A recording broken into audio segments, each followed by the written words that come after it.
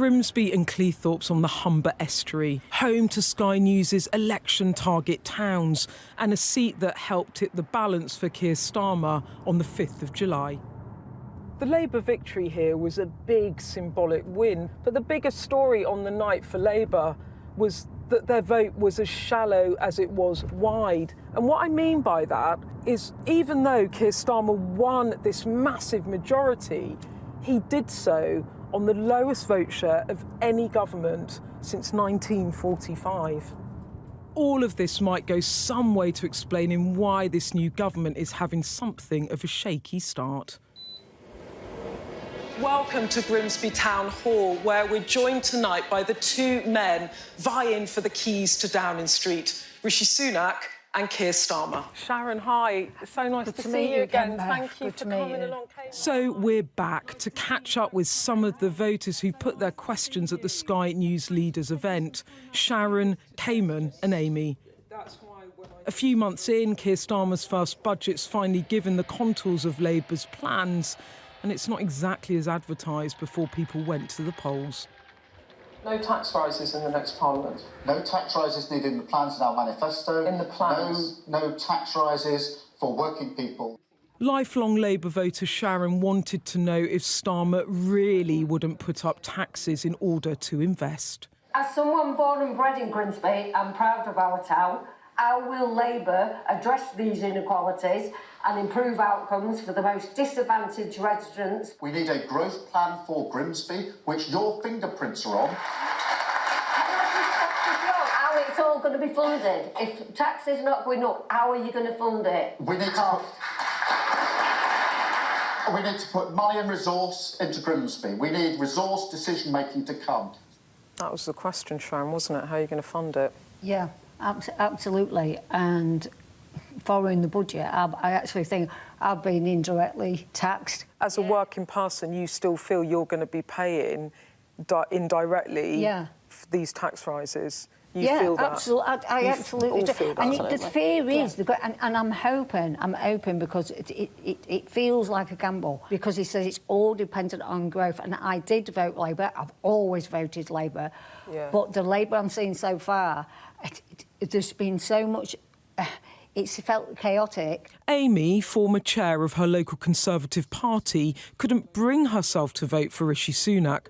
Trust was her #1 concern. In this election, I find myself an undecided voter. Actions taken by this government actually make me feel ashamed. How do you plan to rebuild the public's trust in you, or is it already irreparable? This election, as you said, you're undecided. And this election is about the future and the future that you want for our country. Trust. So this is still a big issue for you? Huge issue, yeah, absolutely. I don't think this government has covered themselves in glory, particularly with trust. The budget, do you think that Keir Starmer has kept true to the promises he made in this room, or how do you feel about that? For me, it's more the, he said there in Sharon's question, I think, about the growth. He wants to bring the growth into the country, which is absolutely what is needed. How have we done that? By, putting the burden on businesses to grow. That's just not there. For Cayman, a question foreshadowing the concerns that have plagued the early days of Starmer's premiership. A PM without the human touch, struggling to give voters a vision to justify the tough choices. Over the last year, I feel like you've fallen into more of a politician than the person that I would have voted for to run the country. You seem more like a political robot. Well, for most of... Has he loosened up a bit since Cayman? I don't think so. No? No, I think he's, anyone that's human who has a heart wouldn't have cut the winter fuel allowance for pensioners. I feel like he's still a robot, yeah. Still robotic. Still robotic, yeah. Cayman voted Lib Dems. Any regret? No, not necessarily. Labour's still got the majority, but I agree with what you were saying. The message in it almost feels like a bit of a punishment, rather than we all know that we need to chip in. Our public services, if we want a result, we're going to have to pay more. But it comes back to the point around the messaging.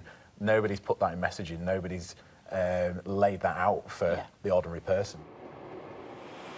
The jury's still very much out on this new government after a budget that came as a surprise to many voters and to the Labour MP who won this seat for Starmer.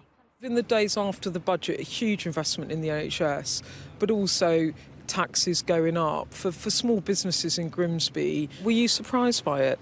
I was, which I've been told not to keep saying that I was surprised. Why were you surprised, though? Was it because of the enormity of it? Yeah, I mean, I think it is a very bold budget, and I welcome a bold budget because I think, you know, it's a Labour government and we need to be bold and we need to do everything that we can to try and turn things around as quickly as possible, and that means investment. It's been a difficult start for Starmer, hasn't it? Yeah, I think you'd be, you know, a bit blind to say that you hadn't seen a bit of a rocky start.